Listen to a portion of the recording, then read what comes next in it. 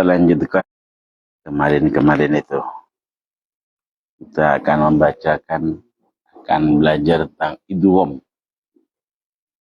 Idgham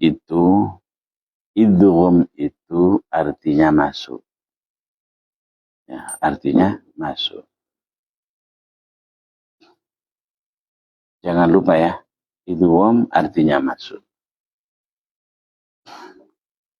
Ini harus dipahami betul itu. Karena ini kita tidak akan bisa baca ikhfa kalau tidak bisa baca idgham. Idgham ada dua. Ya.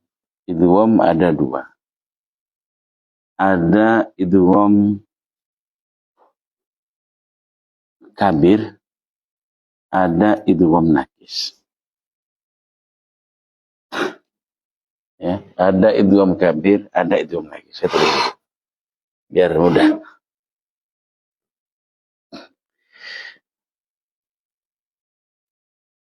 Idgham ya ada dua, ada kabir, ada nakis, ada shaghir, ada kabir, ada shaghir, ya. Idgham kabir ini di imam kita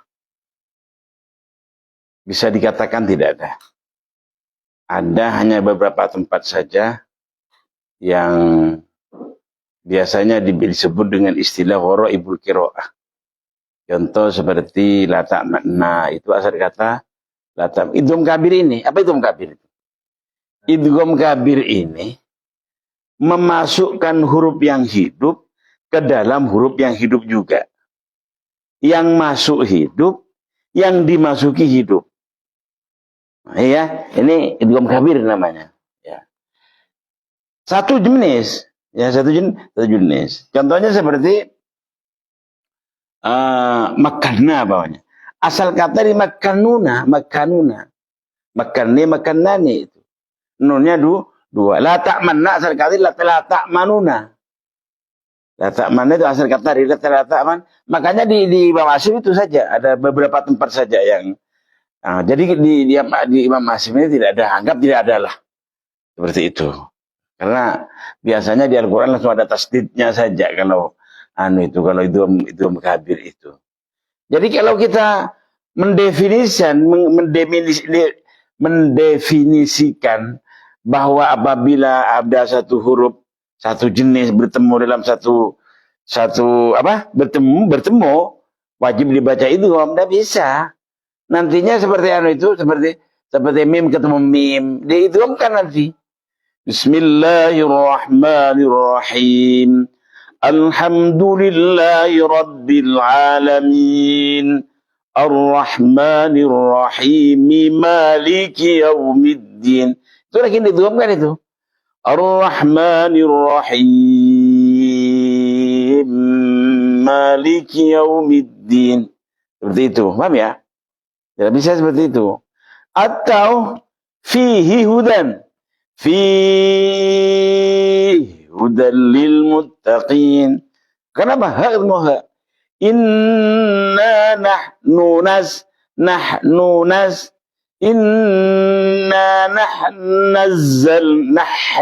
seperti itu. Kalau kita karena itu tidak ada, makanya tidak ada di kita ini.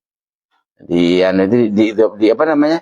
Imam yang kita biasa baca setiap hari itu, kita baca setiap hari ini kita baca riwayat Hasyim, riwayat riwayat Waros, riwayat Hafiz ya. Imam Hasyim riwayatnya Hafiz ya, tidak ada. Insyaallah ya. Kalau idgham shaghir ya, memasukkan huruf yang mati kepada huruf yang hidup. Ya. Yang mati itu kan tidak bisa apa-apa, jadi masuk kepada yang hidup itu baru masuk. Paham ya? Nah, masuk ini ada dua. Ya. Masuk ini ada dua. Ada masuk secara keseluruhan, ada masuk secara sebagian saja. Contoh seperti ini. Nah, ini kunci, ya. Ini kunci, ya. Kunci ini kita masukkan ke dalam saku. Masuk di mana kuncinya? Di dalam saku. Kelihatan enggak? Tidak kelihatan. Kenapa? Masuk. Berarti ini masuknya kalau seperti ini, masuk total. Ya, masuknya masuk total. Paham ya? Saya masukkan juga ini. Di mana apa namanya? Spidol di saku. Ya, di saku. Kelihatan enggak? Kelihatan. Berarti ini masuknya tidak sempurna. Makanya idgham shair itu ada istilahnya idgham tam. Ada idgham nakis. Ada idgham tam, ada idgham nakis. Idgham tam ini ya. Boleh mundur tak apa-apa kalau biar kelihatan semua ini. Ya. Idgham tam ini ya, idghamnya sempurna. Idghamnya sempurna. Artinya begitu dimasukkan total tidak kelihatan sama sekali. Paham ya? Dimasukkan hilang, tidak kelihatan. Yang kelihatan hanya saku saja. Paham ya? Ini namanya idgham tam. Nah, di Quran sama juga idgham tam ini sempurna. Contohnya seperti nun nun tam ini ya. Tam ini ada dua, itu ya. Ya. Contoh dulu. Contohnya tam ini contohnya seperti nun ketemu lam. Milladunhu. Ya.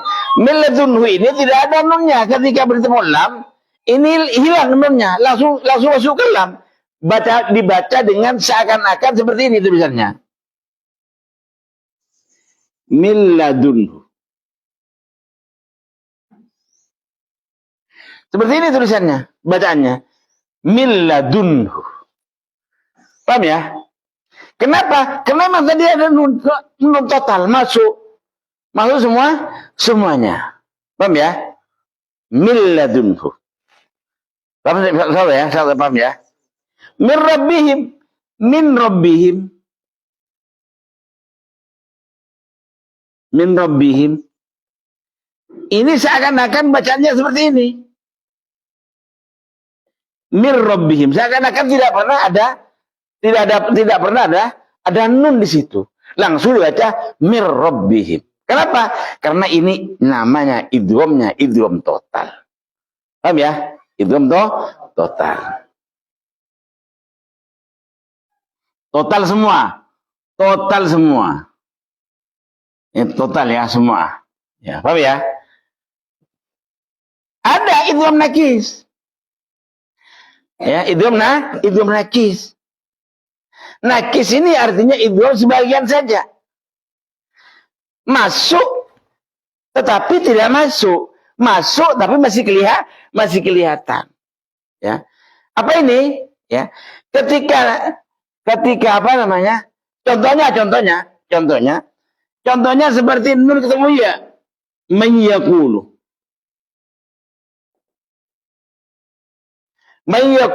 Min waliyin. Mayyaqulu. Cara baca mayyaqulu. Nafas harus menyentuh tengah-tengah lidah dan tengah-tengah langit-langit. Cara bacanya harus menggunakan itu. Karena ada nun, ada nakis namanya. Nakis artinya kurang. Tidak masuk semua, masih kelihatan bunyinya. Apa yang masuk nun ini? Ada sebagian sifat nun yang akan kelihatan. Sifat nun yang paling dominan dari sifat nun yang sangat membedakan adalah gunnah. Sifat nun kan banyak. Ada gunnah. Sifat nun ini ada istifal, ada infitah, apa lagi? Ada infitah, apa lagi? Apa lagi? Ada apa lagi? Gunnah, infitah, ada apa namanya tausud, apa lagi? Ada tausud, ya ada lainnya lah, ya ada lainnya. Seperti ismat tidak itu, nun tidak, ismat tidak bisa dipraktekkan, ya. Sifat huruf itu yang tidak bisa dipraktekkan itu ismat dengan dengan apa namanya? Ismat dengan idlak itu tidak bisa dipraktekkan. Makanya ulama tajwid ismat itu hanya dijadikan kelompok saja, karena tidak bisa dipraktekkan. Kalau istifal ada praktiknya, infitah ada praktiknya, tausud ada praktiknya. Nun apalagi? Nun sangat kelihatan. Bunyi nun kelihatan. Paham ya? Mana bunyi guna ini? Guna ini sangat kelihatan. Sifat guna ini. Kenapa? Karena guna ini mempunyai makhraj khusus. Makhrajnya guna ini al-khaysum itu bukan makhrajul huruf, tapi makhrajul gunnah, makhrajul sifat. Paham ya? Tetapi di kitab-kitab ya, di kitab-kitab tajwid itu masih di apa namanya? Masih dimasukkan ke makharijul huruf. Padahal itu bukan makharijul huruf, tapi makharijus sifah. Paham ya? Nani nuban ya. Nun makhrajnya di apa gunanya di makhrajnya di pangkal hidung. Ya, di pangkal hidung, bukan di ujung hidung. Nanti kalau di ujung hidung punya seperti nano. Ada bermain dulu nano. Ya. Ya, kalau di ujung hidung punya seperti ini. Inna nahnu nuhyil mauta wa naktubu ma qaddamu wa atharahum. Seperti itu. Ya, inna nahnu nuhyil mauta. Jadi maksudnya kurang ke khaysum namanya, kurang ke pangkal hidung. Jadi cara membaca itu apa namanya? Cara membaca guna harus di pangkal hidung. Inna nahnu nuhyil mauta wa naktubu ma qaddamu. Inna nahnu nuhyil mauta wa naktubu ma qaddamu. Dan seterusnya. Paham ya? Paham ya? Kembali ke idiom. Jadi cara bacanya ini harus lidah menyentuh, napas menyentuh lidah, tengah-tengah lidah dan tengah-tengah langit-langit, tetapi bunyi gunnahnya masih sangat mendominan. Mayyaqulu, tidak boleh baca mayyaqulu. Kalau mayyaqulu bukan idgham nakis, tapi idgham tam. Mayyaqulu. Kenapa? Karena keluar dari mulut semua. Paham ya? Miwaliyin.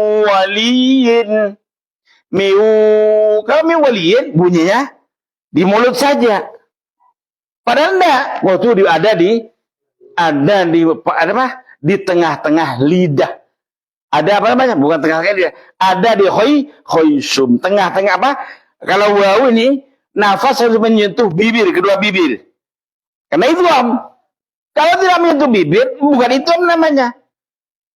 Itu harus masuk, harus menggunakan alat. Cara membaca itu menggunakan alat hujub dua. Ini itu namanya. Secara umum idgham itu cara menggunakannya, cara membacanya dengan menggunakan alat ucap huruf nomor 2. Perhatikan itu. Ya. Karena nanti kalau apa namanya? Kalau tidak paham dengan itu, nanti ikhfa itu menggunakan alat ucap nomor 2. Kalau menggunakan ucap nomor 2 bukan ikhfa. Paham ya? Jadi jangan lupa cara membaca idgham adalah menggunakan alat ucap huruf yang nomor 2. Paham ya? Dan ini seperti ini, ya. Miwaliyin, jangan tidak diidghamkan. Tak bisa. Memang sebagian ulama mengatakan idgham nakis yang seperti ini seolah-olah bacaan ikhfa. Di dalam apa namanya? Di Hakut Tilawah itu diterangkan ini memang seolah-olah bacaan ikhfa. Hanya saja karena masih ada bunyi gunnahnya sehingga tidak dibaca ikhfa juga. Tidak dikatakan ikhfa. Memang seakan-akan bacaan ikhfa. Kan ya? Udah. Sekarang idgham tam ini ada dua. Ya. Idgham tam ada dua. Ada atam, ya, ada atam bi gunnah, ada atam bila gunnah, ya. Atam bila gunnah contohnya seperti tadi mir rabbihim, ya. Tam yang bi gunnah, atam itu apa tam? Atam itu menggunakan alat ucap huruf nomor 2 dengan sempurna.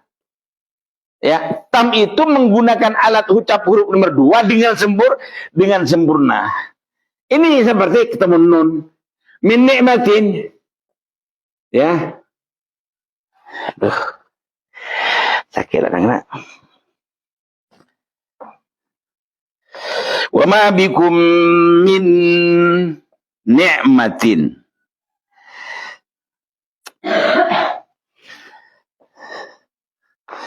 Minni, ya,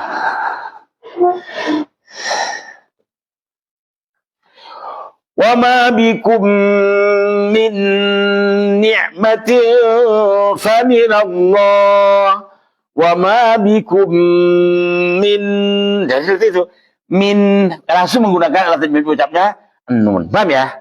Ini namanya idgham tam nakis. Apa? Idgham tam bi gunnah. Paham ya? Nah, setiap idgham tam ya. Ada yang bila gunnah, tidak gunnah. Seperti rabbihim ar-rijalu. Ar-rijalu. Lam ketemu lam. Lam ketemu ro. Lam al-rijalu. Nah, ya, ar-rijalu. Ini idghamnya idgham tam. Lamnya idgham tam. Paham ya? Lamnya idgham tam. Idgham at-tam ini jangan lupa saya sudah bilang tadi cara membacanya huruf yang nomor 1 dimasukkan kepada huruf yang nomor 2 secara total. Paham ya? Dimasukkan kepada huruf nomor 2 secara total. Sehingga sifat yang dipakai adalah sifat huruf yang nomor 2. Seperti min rabbihim. Min rabbihim. Ini min kasroh. Ro mati apabila terjadi setelah harkat kasroh, maka semestinya dibaca tipis. Ya. Setiap ro mati setelah harkat kasroh ini tipis. Sedangkan ro tasdid ini ada 2 ro, ya. 2 ro, mir rabbihim seperti itu. Paham ya? 2 ro. Tetapi ro ini sudah diidghamkan dengan idgham tam. Maka karena diidghamkan dengan idgham tam, maka sifat ro yang pertama sudah tidak terpakai, sudah tidak terhitung lagi, maka dibaca sesuai dengan sifat huruf yang nomor 2. Apabila huruf nomor 2 tebal, harus ditebalkan. Apabila huruf nomor 2 tipis, maka harus ditipiskan. Kenapa? Karena idghamnya idgham tam. Contoh seperti ini. Ar-rijalu qawwamuna, ro tipis. Kenapa ro? Karena harkat kasroh. Bismillahirrahmanirrahim. Tidak boleh dibaca. Kenapa? Dibaca ro-nya akal hasdinya ro dibaca tebal karena padahal setelah harkat kasroh hi. Bismillahirrahmanirrahim. Tidak boleh dibaca Bismillahirrahmanirrahim. Tidak boleh. Kenapa? Sebab karena idghamnya idgham tam, sehingga yang mendominasi yang kuat adalah sifat yang nomor 2. Apa pertanyaan? Berarti idgham tam itu tidak harus mati ya Mas? Tidak harus mati. Tidak harus mati. Cuman biasanya yang dibahas itu, ini kan kita secara umum kita. Idgham secara umum. Ada apa namanya? Ada idgham apa namanya? Ada idgham ahkamut tanwin wan nun, misalkan nun wa tanwin. Itu hukumnya nun dan tanwin saja. Ada ahkamul mimis sakinah. Ada hukumnya mim terjemate. Ya, ada ahkamul maddi. Ada ahkamul waqfil ibtida. Ini kita membahas idgham secara umum. Paham ya? Idgham secara umum. Biasanya ini nih dimasukkan idgham bi gunnah. Ini masukkan idgham bi gunnah. Kenapa? Ya di samping idgham ada gunnahnya. Nah, kalau tidak diperinci seperti ini, masih banyak sekali kalian membaca dengan mai. Nah, kalau tidak diperinci seperti ini, masih banyak yang membaca miu. Seperti itu. Paham ya? Ngerti? Nah. Begitu juga tam, nakis. Nakis ada yang biunnah, ada yang bilaunnah. Benar anak. Saya hanya setengah jam saja, ya. Ini bigunnah. Ada bilagunnah juga. Ada bigunnah. Nakis bigunnah, nakis bilagunnah. Nakis bigunnah ini contohnya. Nakis bilagunnah seperti besattah. Besattah.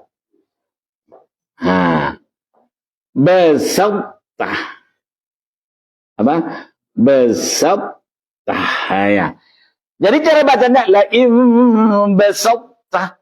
Tidak boleh dibaca la im besattah. Tapi besattah. Bunyi isti'la, bunyi idbaq masih kelihatan.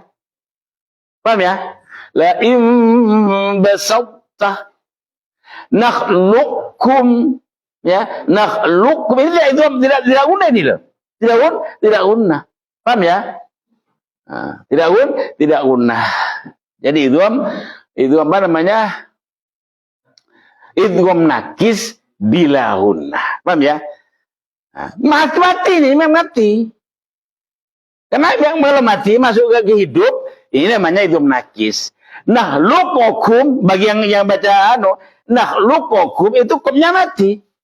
Tetapi masih hanya dibuang kol-kolanya saja. Sementara apa namanya? Isti'la'nya tetap terdengar. Nakhluqukum. Tidak boleh baca nakhluqukum. Paham sahabat ya? Ya. Nah, ini idgham semua, paham ya? Nah, sudah cukup insyaallah.